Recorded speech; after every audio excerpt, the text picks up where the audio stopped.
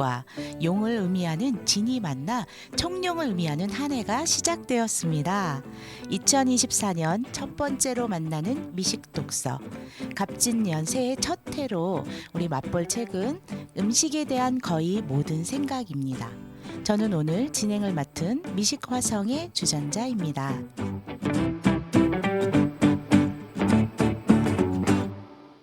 오늘 함께 책을 맛볼 맛을 아는 여자들 소개합니다. 우리들 만년님들 소개해 주세요. 안녕하세요. 참깨입니다. 네, 저는 국자입니다. 저는 클라라입니다. 저는 별입니다. 안녕하세요. 안녕하세요. 새해 복 많이 받으세요. 안녕하세요. 새해 복 많이 받으세요. 새해 복 많이 늦었지만. 받으세요. 네. 오늘 맛볼 책은 마틴 코언의 음식에 대한 거의 모든 생각입니다. 저자 마틴 코언은 영국의 철학자이면서 다양한 부분들을 좀 접했던 철학자인데요. 특히 이 책에서 저자가 말하는 것은 무엇을 먹을 것인가에 대한 고민으로부터 시작된 철학의 핵심 주제로 이야기하고 있습니다. 음식에 대한 얽힌 여러 가지 철학자들의 흥미로운 이야기를 담고 있고 음식을 선택할 때 철학적으로 생각해 보는 것에 대해서 좀 접근해 볼 수 있던 책이었어요. 책을 읽으신 우리 만년님들의 이야기 소개를 한번 나눠보도록 하겠습니다. 먼저 별님. 네, 저는 이 책을 읽으면서 음식을 가지고 이렇게 다양한 이야기를 풀어낼 수 있구나 이런 생각을 했어요. 너무 재밌었어요, 진짜. 너무 신기했어요. 네, 여러 철학자들의 음식에 대한 생각도 나오고 또 그들의 삶도 나오고 레시피도 나오고 또 우리가 살아가는 이 음식 산업에 대해서도 다시 한번 생각해 줄 수 있어서 네, 너무 좋았습니다. 네, 우리 클라라님은 어떻게 읽으셨나요? 네, 저도 철학자들의 관점에서 이렇게 음식을 또 풀어주는 게 신선했고요. 그리고 뭐 이렇게 조금 고전 우리가 알고 있던 그런 선입견 이런 것들 깨는 또 그런 내용도 있었던 것 같아서 재밌었습니다. 네, 우리 국장님. 네, 저도 비슷한데요. 철학자들의 그런 이론이나 철학 사상들만 많이 알고 있었는데 여기 그들의 음식 생활에 대해서 알게 돼서 참 흥미로웠습니다. 네, 우리 참깨님. 저도 책을 제가 그 만년님들이 아니었으면 이 책은 제가 찾지도 못했을 책이었던 것 같아요. 이렇게 맞아. 흥미롭고 그러니까 철학 자체면 너무 어려우려나 이랬는데 너무 식생활과 찰떡이었어요. 너무 재밌었어요. 맞아요. 저는 이 책을 읽으면서 그 철학자들 우리가 알고 있는 거대한 거성들을 그 숨겨진 이야기 똑같았네. 별다름 없었네. 이 정도로 이러면 이랬어. 우리가 알고 있었던 이런 부분을 모르는 사생활을 알게 된 듯한 그렇게 우리가 연예인 뭐 이렇게 이런 분들의 어떤 사생활들을 알게 된 그런 에피소드 그리고 그들이 갖고 있는 것들이 어서부터 음식에 대한 생각을 이렇게 다를 수 있구나라는 생각을 좀 해볼 수 있어서 우리 만년님들과 같이 좀 재미있었던 생각했던 것보다 굉장히 재미있게 읽을 수 있었던 책인 것 같아요. 이 책에서는 여러 철학자들이 등장하는데요. 우리 그중에 만년님들이 기억에 남을 철학자 이야기가 할 수 있는 부분이 있다면 소개 부탁드리도록 하겠습니다. 참깨님 먼저 이야기해 주세요. 네, 저는 실존주의자 사르트르, 케이크와 페이스트리를 좋아했던 사르트르인데요. 저랑 찰떡이더라고요. 저도 좋아하는데 근데 웃긴 거는 또 다이어트 뚱뚱한 사람들에 대한 혐오가 있었어요. 학진자로서 좀 충격을 먹었거든요. 내용을 들어봤는데 근데 철학자이면서 약간 좀 친근했어요. 네. 내 멋대로 사는 삶으로 돌아간다. 더 이상 자제하지 않으면 다시 살이 붙기 시작한다. 그러다 어느 날 걱정스러운 눈으로 내 배를 내려다보고 이 배가 쏙 들어가게 하려면 어떤 조치를 취해야 할지를 곰곰이 생각한다. 그래서 이 부분이 페이지 245페이지인데요. 제가 빵 터진 거예요. 내 배 이러면서. 저는 사랑합니다. 실존주의자 사르트르. 네, 사르트르가 이런 얘기를 이렇게 글을 썼고 또 이렇게 표현했다는 거에 대해서 참 웃겼어요. 같은 공감대도 느끼면서 현실주의자 맞구나 이 생각이 좀 들었습니다. 우리 국자님이 기억에 남는 철학자는 어떤 분이셨을까요? 네, 저는 피타고라스가 가장 기억에 남았어요. 수학자, 네, 수학자. 네. 우리 피타고라스 모르시는 분들 없잖아요. B 제곱은 A 제곱 네, 네. 플러스 C 제곱 맞죠? 그렇죠. 네. 숫자 3이 완벽한 숫자라고 생각을 했던 그런 사람인데 채식주의자였다는 게 왠지 이미지가 좀 안 맞더라고요. 안 맞네요. 네. 이거 보면 책 보면 악한 음식으로 몸을 더럽히지 말라 이렇게 써 있어요. 네, 우리에게는 옥수수가 있다 이러면서 네, 네, 그래서 굉장히 인상 깊었고 피타고라스가 좋아했던 그 숫자 3이 아직도 우리 일상에 영향을 미치고 있다고 해요. 하루에 그렇죠. 3끼 먹는 거. 아. 그 3의 영향이라는데 굉장히 조금 미웠네요. 네. 듣기만 먹어도 삼세파. 되는데. 왜 삼세파. 새끼를 먹어야 돼? 네, 여기까지입니다. 네, 네, 좀 에피소드 같지만 실제적인 그런 부분들이 있어서 알고 보니까 거기서부터 시작이었구나라는 네. 또 알게 되는 부분이 있네요. 우리 클라라님의 생각하셨던 또 기억에 남는 철학자는 어떤 분이었을까요? 네, 저는 미국의 철학자 헨리 데이비드 소로였습니다. 단순한 그런 또 삶을 살았던 그런 철학자였잖아요. 그래서 소로가 이제 뭐 살았던 그런 삶이 단순해서 또 저하고 공감이 많이 되기도 했고요. 그 한 부분을 말씀드리면 73쪽에 그의 자신에 관해서 1857년 이런 이야기를 썼어요. 거리에서나 사회에서나 나는 항상 방탕하고 보잘것 없는 사람이고 내 삶은 이루 말할 수 없이 초라하다. 아무리 많은 금이나 아무리 명예로운 일이 생겨나도 내 삶이 근사해지지 않을 것이다. 이렇게 거창한 음식을 먹는 것보다는 단순한 음식을 먹는 것을 더 지향했던 소로의 삶이 저하고는 좀 맞았던 것 같습니다. 네. 그러게요. 우리가 알지 못했던 부분들을 좀 알게 된. 네. 네. 우리 그럼 이번에는 우리 별님의 가장 인상 깊었던 철학자는 어떤 분이셨을까요? 예, 저는 칸트인데요. 임마누엘 칸트 이러면은 순수 이성 비판 뭐 이런 책을 적고 그리고 매일 새벽에 같은 시간에 일어나서 그 사람이 지나가는 걸 보면 지금 몇 시구나 그걸 알 수 그렇죠. 있었을 만큼 되게 철저하게 살았는데 이 사람은 또 항상 천천히 생각하고 말하는 걸 지향했는데 유일하게 커피를 기다릴 땐 그렇게 못했대요. 커피 언제 나오냐고. 그러면서 저는 되게 웃긴 거예요. 우리는 존경하고 뭐 엄청난 저작을 남겼지만 그 사람이 적은 것처럼 그 사람의 삶은 좀 따라가 주지는 않았던 데서 약간의 위로도 되고 그렇죠. 진짜 네. 큰 사람인 것 같아도 그 사람도 별 수 없구나 아. 약간 그 되게 우리는 추앙했지만 한편으로는 약간의 강박을 가진 조금의 정신 이상자는 아닐까 막 약간 이런 생각도 하면서 그리고 저도 그럴 때가 있어요. 내가 글로 적은 것만큼 나는 살고 있나? 글로 적을 땐 정말 멋진데 삶은 아닐 때가 많거든요. 그렇죠. 그래서 아무튼 칸트를 또 다시 보게 되는 이제 앞으로는 좀 존경 안 하려고. 그러니까 이게 결국에 우리가 양면성도 다 가지고 있고 다양성도 있는 건데 완벽한 사람은 없다. 그렇죠. 그리고 다 인간이었다. 네. 맞아. 우리가 뭐 재밌어. 추구하고 가고자 하는 방향성은 있지만 부족하니까 또 서로 알아가고 배워가고 있지 않은가. 그래도 더 근데 오히려 너무- 인간적인 면이 보여서 네. 친근감이 느껴지잖아요. 맞아요. 그래. 네. 그도 그런 사람이었어. 아. 생각이 좀 듭니다. 자, 우리 이번에는 이 책에서 다양한 식재료들에 대한 부분들도 많이 나오잖아요. 근데 그 식재료들에 대한 이야기들을 어떤 부분에서 우리 만녀님들은 기억에 남았었는지, 그리고 또 레시피 부분을 좀 이야기해주고 싶은 부분이 있는지, 또 깨알적인 팁이 좀 있다면 말씀을 좀 해주셨으면 좋겠어요. 이번에는 클라라님께서 먼저 이야기해 주시겠습니다. 네. 저는 이제 책에 나온 여러 레시피가 많았는데 그 중에 앞부분에 있는 46페이지 아주 진실한 빵.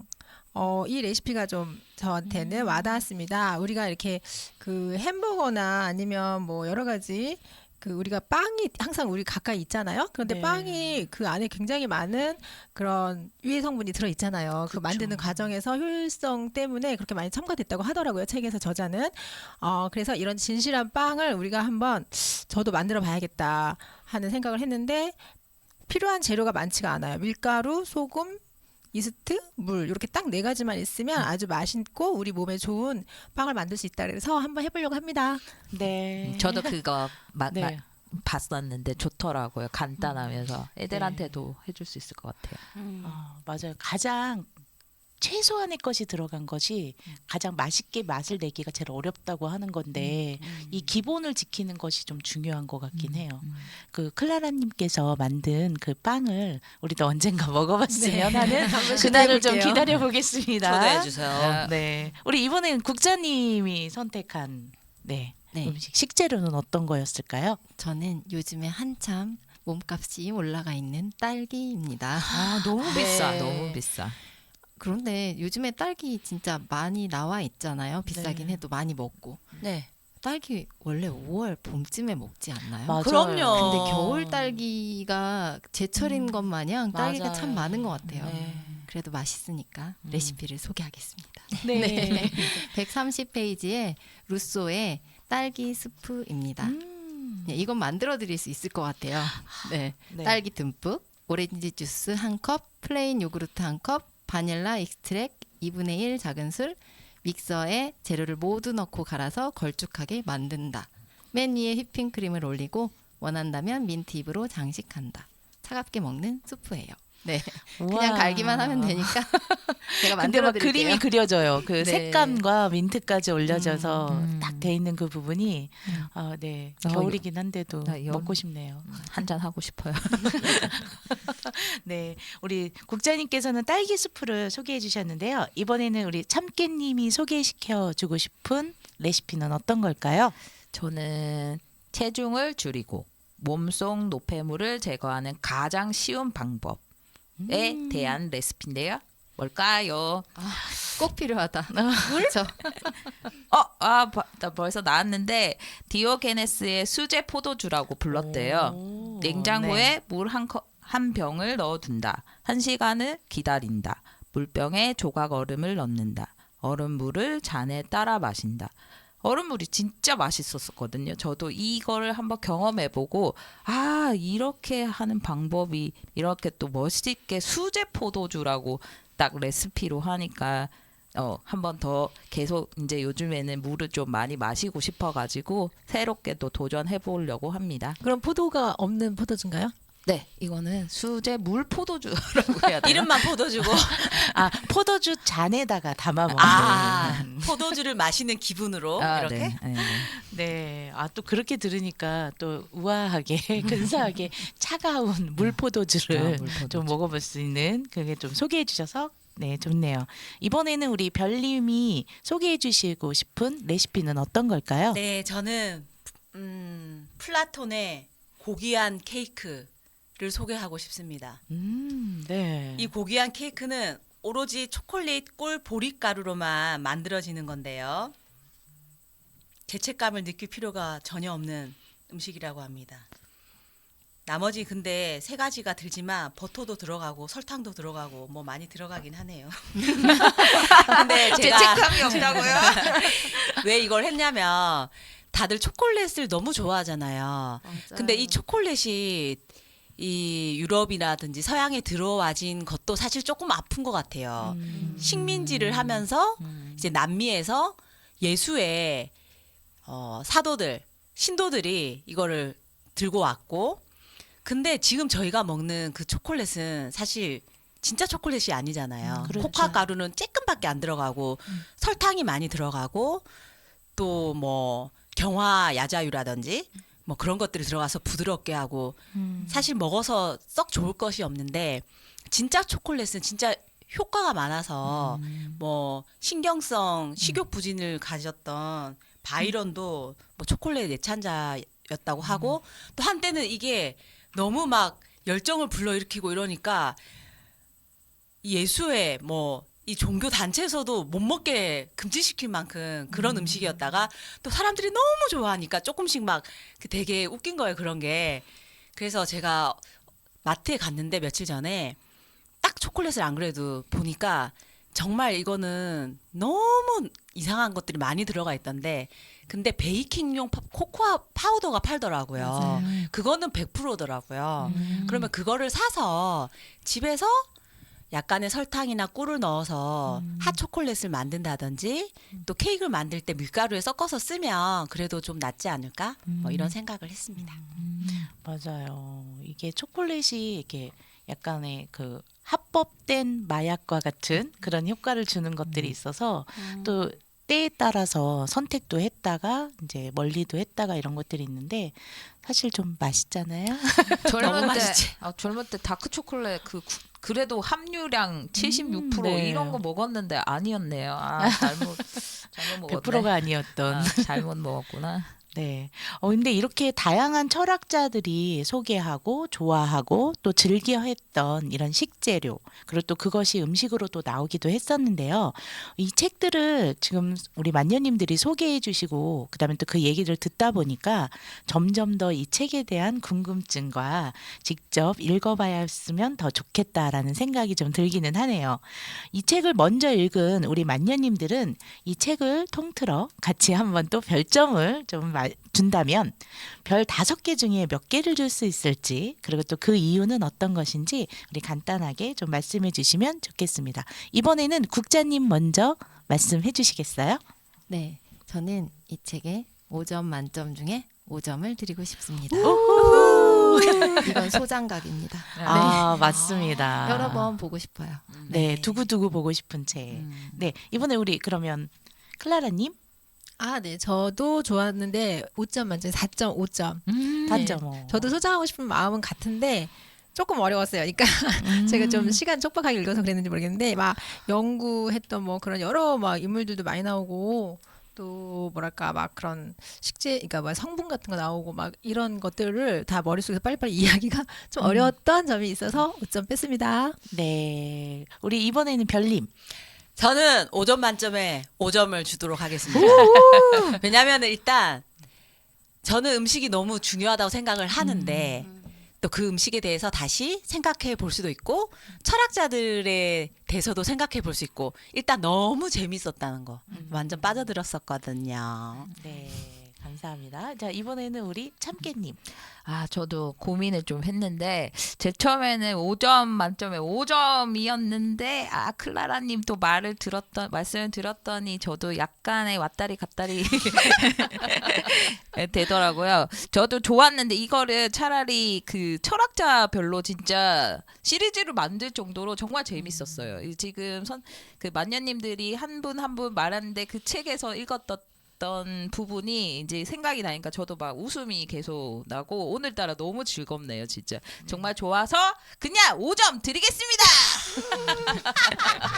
네, 이걸로 뭐 큰 그 혜택을 받을 수는 없겠지만 우리가 그래도 함께 이렇게 즐겁게 이야기할 수 있어서, 그리고 그것들을 다시 한번 좀 들여다볼 수 있는 이런 시간들이 좀 되었던 것 같아요.